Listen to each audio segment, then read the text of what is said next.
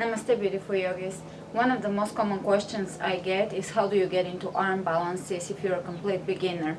Well, if you're a complete beginner, you want to start working on your practice and your overall strength, core stability, upper body strength, strengthening the legs with regular vinyasa.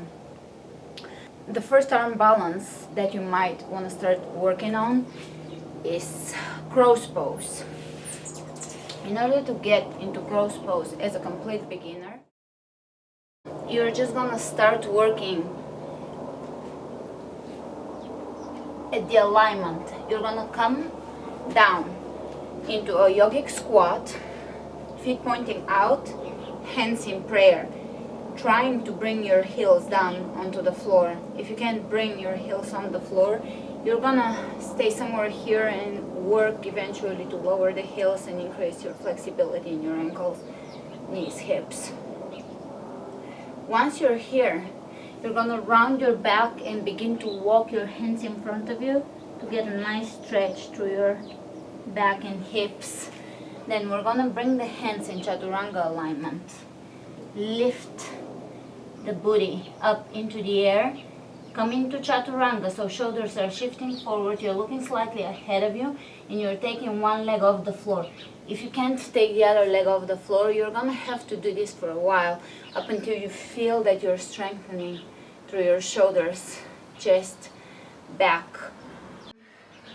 From here, you're gonna take the other leg and continue with this practice for a few weeks up until you feel that you can actually shift forward and maybe tap your feet for a second off the floor, coming back. You really want to make sure you're developing the strength here. If you don't have the strength to perform a perfect Chaturanga, you're probably not going to be able to do arm balances. So really, my tip for today is work on your Chaturangas before you work on everything else. Chaturangas, you know, I love Chaturangas, so they're one of my favorite poses. How do you get into Chaturanga? Plank, belly in, press the heels away from you, open the chest, spread the fingers open, wrists under the shoulders. Slowly lower down, elbows over the wrists. Here we're not lifting the booty and we're not sagging the hips. We're staying strong and coming back up.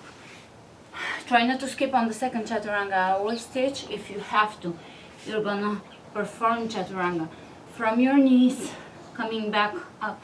But try to practice your Chaturangas and see how long you can hold Chaturanga for. Try to increase that by a few seconds each week. This is really gonna help you with your arm balances. Let me know for how long you can hold Chaturanga now. And let's do this in a month and see if you've increased your strength through practicing Chaturangas. Namaste.